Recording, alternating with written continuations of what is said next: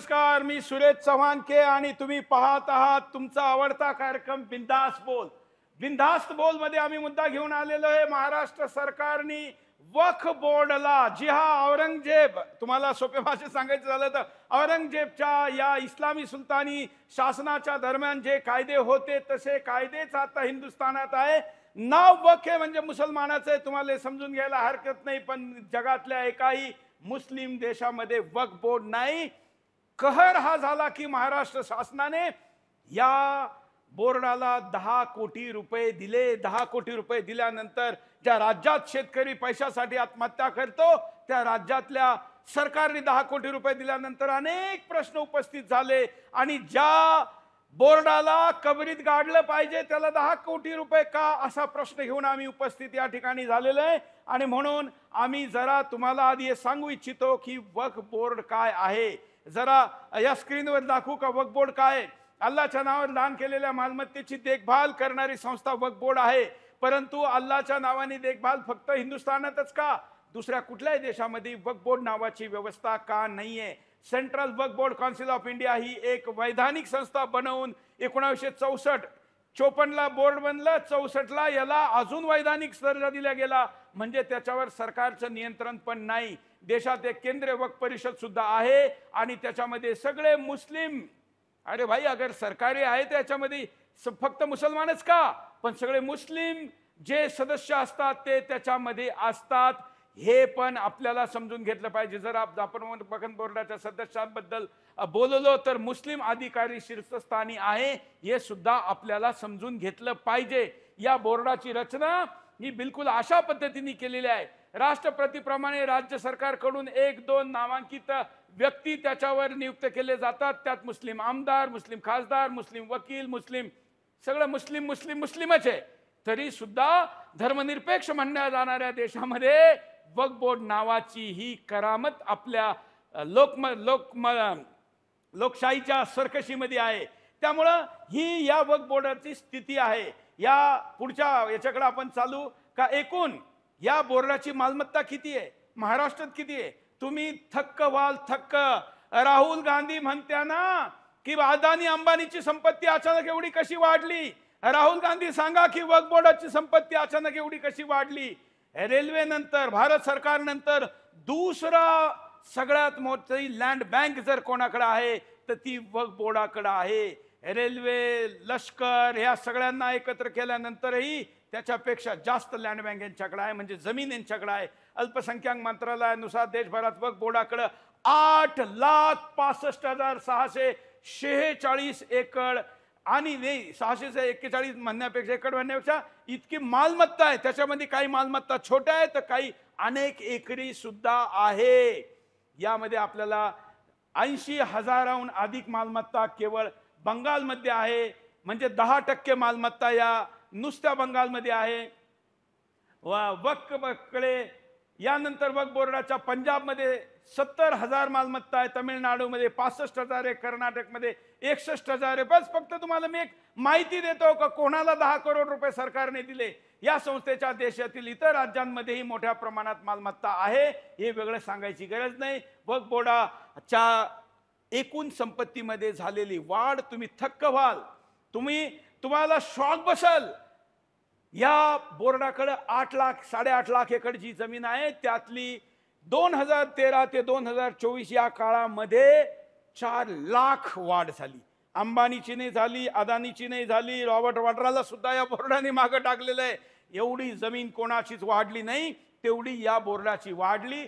तरी सुद्धा अशा बोर्डाला आपण का संपत्ती देतो आणि का पैसे देतो हा प्रश्न या ठिकाणी विचारला जात आहे. म्हणून महाराष्ट्र सरकारच्या या मुद्द्यावर, या प्रश्नावर आम्हीही आवाज उठवायचं ठरवलं आणि आमची मागणी आहे का 10 कोटी रुपये जे दिले त्यातले 2 कोटी तुम्ही प्रत्यक्ष ट्रान्सफर केले त्याला पाठीमागे घ्या. सरकारच्या प्रतिनिधींचं म्हणणं आहे का 2007 साली ज्यावेळी विलासराव देशमुखांचं सरकार होतं त्यावेळी त्यांनी घोषणा केली, तरतूद केली, पण दिले नाही. अहो मग विलासरावांनी नाही दिले तर तुम्ही 2024 साली ती का देतात, हा आमचा त्याच्यामध्ये प्रश्न आहे. सरकारने प्रेस नोट काढून असं म्हटलं का आम्ही या बोर्डाची आधुनिकीकरण करण्यासाठी हे देत आहे. आधुनिकीकरण करण्यासाठी जर तुम्ही हे पैसे दिलेले आहे, तर मला हे सांगा की आधुनिकीकरणासाठी त्यांच्याकडे पैसे नाहीये का?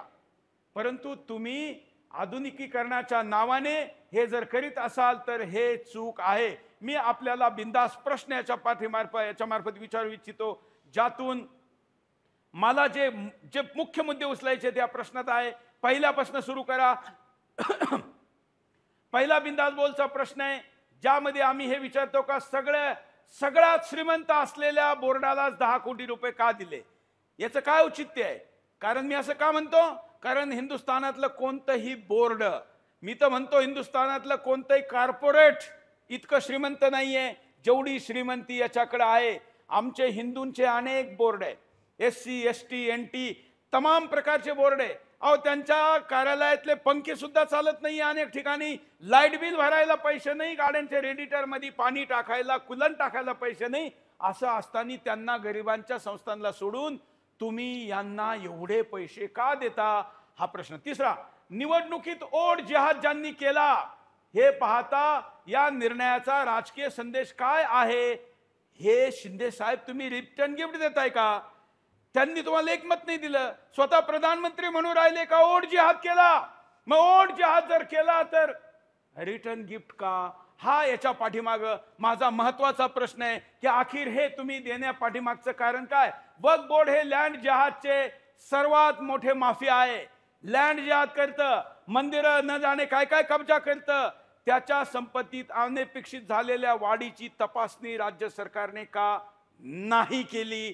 हा प्रश्न उपस्थित होतो. बोर्डाने किती हिंदी मंदिरावर ताब्यात घेतली असे विचारले होते का?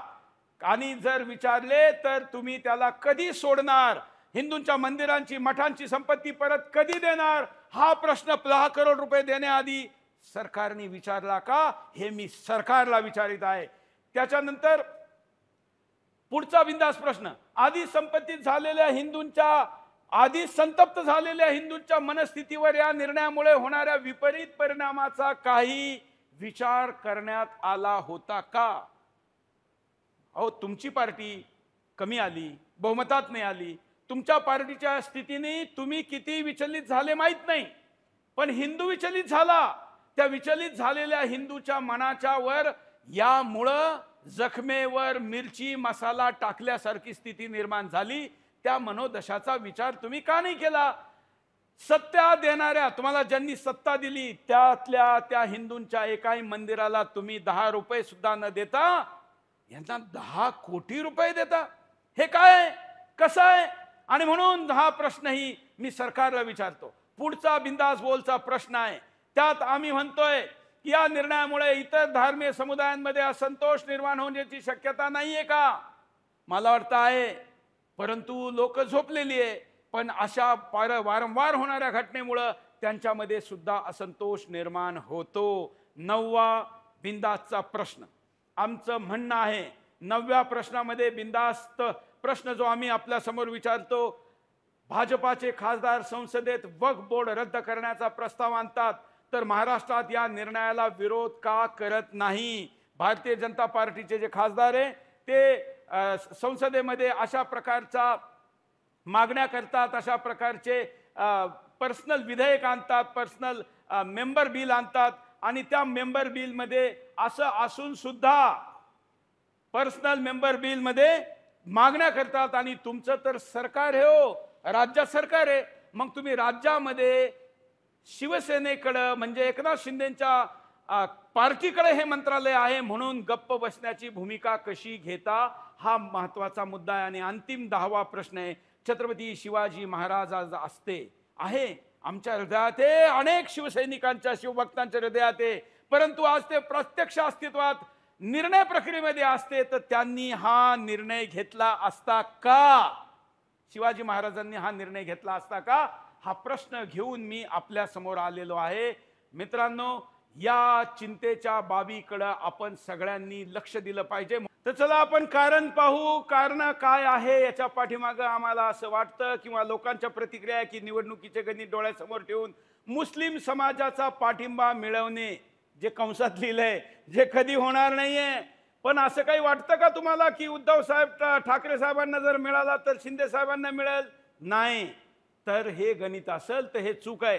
धार्मिक आणि सांप्रदायिक सलोखा राखण्याच्या नावाखाली दिशाभूल करणारे, विविध समुदायांमध्ये विश्वास आणि बंधुत्व वाढवण्याचे नाटक करणारे लोक असे सल्ले देत असतात की साहेब असं करून पहा ना, एक संदेश जाईल. अहो तुम्ही 10 कोटी नाही 10,000 कोटी रुपये दिले तरी 10 मतं तुमच्याकडे येणार नाही, लिहून घ्या. मग का केलं गेलं? हिंदू त्यांच्या हक्काबाबत गंभीर नाही आणि त्यांच्या प्रश्नावर ते आक्रमक अजिबात नाही, हे गृहीत धरून सरकार, फक्त महाराष्ट्राचं नाही, देशातले विभिन्न सरकार, जे राज्य सरकार आहे, केंद्र आहे, ते हिंदूंना गृहीत धरूनच असे निर्णय करतं. हे 75 वर्षाची परंपरा आहे. आणि म्हणून हे आहे का कारण, हेही त्याच्या पाठीमागे समजलं पाहिजे. सर्व पक्ष हेच करतात ही कोणती मोठी गोष्ट आहे? अशा भावनेने सुद्धा राजकीय नेतृत्व निर्णय करतं, हे कारण याच्या पाठीमागे आहे का, हेही आपल्याला समजून घेणं गरजेचं आहे. असे विभिन्न कारण ही आहे ज्याच्यामध्ये आपण आज जर चर्चा केली तर वक्फ बोर्ड संबंधित वाद सोडवणे आणि ते अधिक चांगल्या पद्धतीने चालवणे असाही बहाणा सांगितला जाऊ शकतो, परंतु तसं होत नाही. हे तर गब्बर सिंगला खंडणी देऊन बसंतीला सोडवण्यासारखं आहे, असं काही होत नसतं. दाऊदची डील करणाऱ्या लोकांना जी मानसिकता आणि मनोदशा तयार झालेली आहे ते कारण जनतेला सांगून आपण समजून सांगू शकत नाही. दंडा मारा दंडा, हे सरकारच्या आत आहे, सरकारच्या अंडर येतं, पण सरकारचं काही चालत नाही. अहो राज्याचे मुख्यमंत्री हिंदू आहे, त्यांना अध्यक्ष करून दाखवा, उपमुख्यमंत्र्याला करून दाखवा, तुम्ही करू शकत नाही. परिणाम काय होतो, असं सगळं झाल्याचा करण्याचा याच्यावर आपण नजर राखू का, परिणाम भोगतायला आपण तयार आहोत का? कारणाबरोबर परिणाम पण महत्वाचे आहे. आणि म्हणून परिणामावर लक्ष दिलं तर असं लक्षात येतं की या सगळ्या मॅटरमधून अशा वारंवार होणाऱ्या अनेक घटना पाठीमागं यांना वक्फ बोर्डाला ऑफिस बनवून दिलं, यांना ऑफिस बनवून दिलं, आता 10 कोटी रुपये दिले, यांना अधिकारी वाढून देणार, कारण आता म्हणतात का 23 लोक आहे.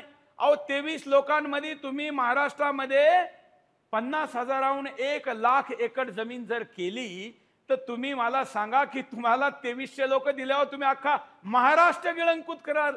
त्यामुळे पहिल्यापासून परिणाम घेऊ, जरा परिणामांवर लक्ष टाकू का, अशा परिणामामुळे काय होतं. परिणाम पाहताना हे लक्षात येतं आपल्या की या निर्णयामुळे राज्यातील राजकीय पक्षांमध्ये तणाव वाढू शकतो. विशेषतः हिंदुत्ववादी संघटना आणि यात विरोधी पक्षांनी घेतलेली भूमिका महत्वाची आहे. आम्ही अंबादास दानवेंचा व्हिडिओ आता दाखवला का ज्यामध्ये ते म्हणतात की पैसे द्यायला नव्हते पाहिजे, इतर धार्मिक समुदायांमध्ये सुद्धा असंतोष निर्माण होऊ शकतो आणि ते सुद्धा अशी मागणी करू शकतात, वातावरण बिघडू शकतं. हाही परिणाम नजरअंदाज करून चालणार नाही. पुढचा परिणाम ज्यामध्ये आम्ही असं म्हणतो की या निर्णयाचा आगामी निवडणुकीत मोठा राजकीय परिणाम होऊ शकतो, मुस्लिम समाजाचा पाठिंबा वाढू शकतो, असं जर तुम्ही समजत असाल तर हिंदूंचा पाठिंबा कमी होऊ शकतो, हे सुद्धा लक्षात घेतलं पाहिजे. हा परिणाम भोगतायला तुम्ही तयार आहात का, याचा राजकीय विचार केला का? वक्फ बोर्डाच्या आर्थिक पारदर्शकतेबाबत आणि निधीच्या योग्य वापराबाबत प्रश्न निर्माण होऊ शकतात. त्यामुळे सरकारच्या प्रतिमेवर सुद्धा भ्रष्टाचारासारखे गंभीर आरोप लागू शकतात, हे पण आपल्याला लक्षात घेतलं पाहिजे. या परिणामात पुढचा परिणाम आहे की या निर्णयामुळे समाजात धार्मिक आणि सांप्रदायिक फूट पडण्याची शक्यता वाढू शकते, ज्यामुळे शांतता आणि सुव्यवस्थेचा परिणाम होऊ शकतो. अगदी दंगे सुद्धा होऊ शकतात, कारण लोक एवढे इमोशनली हर्ट झालेले. किती लोकांचे व्हिडिओ आहे, या निर्णयामुळे सरकारची धोरणे आणि निर्णय प्रक्रियेच्या प्राधान्यक्रम, प्रायोरिटी काय याच्यावर गंभीर प्रश्न निर्माण होऊ शकतात, ज्यामुळे टीका आणि निषेध चालूही झालेला आहे, होऊ शकतो काय, चालू झालेला आहे. लोक लिहू राहिले या निर्णयाविरोधात न्यायालयात याचिका दाखल केली जाऊ शकते, ज्यामुळे कायदेशीर वाद निर्माण होऊ शकतात. त्याला पुन्हा वकिलाला पैसे द्या, म्हणजे बोर्डाला पैसे द्या, पुन्हा न्यायालयात पैसे द्या. वक्फ बोर्ड वादग्रस्त असेल तर त्याच्या निधी दिल्यास त्याची विश्वासार्हता वाढेल, ज्यामुळे त्याच्या लुटीविरुद्ध लढणारे जे लोक आहे त्यांचं मनोबल कमजोर होईल. अनेक लोक आहे, घोरगरीब लोक आहे, अगदी 4-4, 5-5 पिढ्या ज्यांनी त्या शेतीला राबलंय, त्याच्यावर बोर्डाचे अधिकारी जाऊन सांगतात का ही वक्फ बोर्डाची प्रॉपर्टी आहे. त्यांची मनोदशा काय होईल? त्यांना वाटेल शिंदे साहेबांच्या सरकारने सुद्धा याला पैसे दिले, हो कुठे याच्याशी लढता. अशा मनोदशेत लोक कसे लढतील? हा निधी योग्य कामासाठी वापरला गेला नाही तर इतर विकास कामांवरही त्याचा विपरीत परिणाम होईल, हे सुद्धा आपण या ठिकाणी लक्षात घेतलं पाहिजे। या निर्णयामुळे सरकारच्या विश्वासार्हतेवर होणारा परिणाम हा सगळ्यात महत्त्वाचा आहे, जो मी पुन्हा पुन्हा या ठिकाणी आपल्याला सांगत आहे। या परिणामाला वाचल्यानंतर ऐकल्यानंतर मग तुमचं काय मत आहे? तो चलिए अब चला आता आपण अपस्थिती कारण पाहिला, परिणाम पाहिला, आता उपाय सुद्धा पाहून घेऊ का। काय उपाय केले पाहिजे? तर 10 कोटी देण्याचा निर्णय तात्काळ रद्द केला पाहिजे, आत्ता रद्द केला पाहिजे। हा पहिला उपाय होऊ शकतो, ज्याची मागणी मी या बिनधास्त बोलमधून करतो आपल्या समोर। वक्फ बोर्डाच्या आतापर्यंत दिलेल्या निधीच्या वापराची पारदर्शिता सुनिश्चित करण्यासाठी स्वतंत्र ऑडिट केलं जावं आणि त्याचा अहवाल प्रकाशित केला जावा।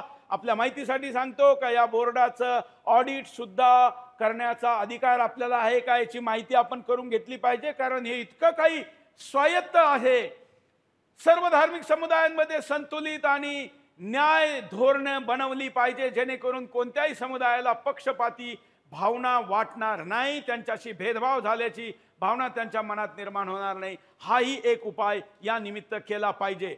निर्णयाची कारणे आणि उद्दिष्टे याबद्दल जनतेला स्पष्टपणे माहिती दिली पाहिजे, ज्यातून शंकांचं निरसन होईल, अन्यथा नेतृत्वाबद्दल प्रश्न निर्माण होतील, हेही आपल्याला समजलं पाहिजे। काढलेली प्रेस नोट पर्याप्त नाही आहे। गरीब पीडितांच्या मालमत्तेच्या लुटीचा हिशोब घेतला पाहिजे बोर्डाकडनं, म्हणजे लोकांमध्ये विश्वास निर्माण होईल का औरंगजेब या बोर्डामध्ये काय फरक आहे। औरंगजेबनी जमीन लुटायची आणि औरंगजेबाकडेच पुन्हा न्याय मागायला जायचं, औरंगजेब न्याय कसा देणार? त्यामुळं या ठिकाणी सुरुवातीपासून घोटाळ्यांची आतापर्यंत त्यांनी काय काय घोटाळे केली त्याची चौकशी समिती नेमून त्याला लोकांसमोर आणलं पाहिजे। हा उपाय होऊ शकतो। हा उपाय जर राज्य सरकारने केला तर यातून मोठा विश्वास लोकांमध्ये निर्माण होऊ शकतो। वक्फ बोर्डाशी संबंधित विवादांचे निराकरण करण्यासाठी प्रभावी आणि निष्पक्ष यंत्रणा स्थापन करून हिंदूंना या कायद्याची मदत केली पाहिजे, कारण वक्फ बोर्डाने जर एखाद्या प्रॉपर्टीवर दावा ठोकला तर त्या दाव्यामध्ये जो माणूस आहे ज्याची संपत्ती वक्फ बोर्ड हिसकावून घेत आहे त्याला न्याय मागण्यासाठी वक्फ बोर्डाकडे म्हणजे औरंगजेबकडे पुन्हा जावं लागतं, तो न्याय देत नाही, मग हायकोर्टात जावं लागतं। हायकोर्ट गेल्यानंतर हायकोर्टासाठी राज्याची किती मोठी मोठी शहरांपर्यंत जावं लागतं, मोठे मोठे वकील लावावं लागतात, तिथं वकिलाचे पैसे तुम्हाला द्यावे लागतात आणि बोर्डाच्या वकिलाचे पैसे राज्य सरकार देतं। वाह, काय कायदा आहे! आणि अशा कायद्यासमोर आपण गोरगरिबांना टाकतोय। मंडळाच्या अत्याचाराविरोधात बोलू शकणाऱ्या लोकांना वाव दिला पाहिजे। वक्फ बोर्डाची मालमत्ता निधी वापरात सर्व कायदेशीर तरतुदीचं काटेकोर पालन करण्याची सुनिश्चितता आतापर्यंत झाली का नाही हे पाहिलं पाहिजे। हाही एक उपाय, मी 10 कारण 10 उपाय 10 परिणाम आपल्या समोर घेऊन आलो, 10 बिंदास बोलचे प्रश्न घेऊन आलो। उपाय मध्ये मी हे प्रामुख्याने उपाय आपल्या समोर ठेवलेले। त्याशिवाय या निर्णयामुळे प्रभावित झालेल्या सर्व हिंदू संघटना आणि नेत्यांशी सल्लामसलत करून निर्णय घेणे गरजेचं आहे, ज्यातून राजकीय तणाव कमी होईल, अन्यथा महाराष्ट्रामध्ये मोठ्या प्रमाणावर मोर्चे निघण्याची शक्यता सुरू झालेली। मलाच कितीतरी निमंत्रण आलेले आहे, कारण सुदर्शन हा एकमात्र चॅनल आहे ज्यांनी या मुद्द्याला उचललं। महाराष्ट्रातल्या कोणत्याही मराठी मीडियाने या मुद्द्याला उचललं नाही, आवाज उचलला नाही। सुदर्शन मराठीची महाराष्ट्रात किती आवश्यकता आहे हे यामुळे दिसून येतं। असे उपाय ही आपल्या समोर आहे। तर मित्रांनो, बिंदास बोल मध्ये आम्ही हा मुद्दा उचलला, आपल्या समोर चर्चा केली आणि शिंदे सरकारला प्रश्न विचारला, ज्यातून आमची इच्छा अशी होती का राज्य सरकारच्या प्रतिनिधींनीही या कार्यक्रमात यावं, परंतु मला असं वाटतं का फसगत झाल्याची भावना सरकारच्याही लक्षात आलेली आहे। परंतु या एक मुस्लिम आमदाराच्या हट्टापोटी हा हे सगळं झालेलं आहे का, हाही प्रश्न अनेक लोकांच्या मनामध्ये येतो। अर्थात त्याच्या पाठीमागे नेमकं काय काय आहे हे तुमच्या समोर यावं हा उद्दिष्ट आहे। सुदर्शन मराठी सुरू होत आहे, माझा हा दुसराच बिनधास्त बोल आहे, परंतु आम्ही या मुद्द्यातून महाराष्ट्राच्या एक निर्णायक मुद्द्याला हात घालून दाखवून दिलं का सुदर्शनची आवश्यकता महाराष्ट्रात काय आहे। भविष्यातही बिनधास्त बोलमध्ये कोणते मुद्दे यावे, हिंदीप्रमाणे आम्ही मराठीतही असे सगळे मुद्दे घेऊन येऊ ज्यांनी महाराष्ट्रातल्या जनतेच्या समस्यांना वाचा फुटल। काय त्यात असावं आम्हाला अवश्य सांगा। आजच्यासाठी एवढंच। नमस्कार, जय हिंद, जय महाराष्ट्र।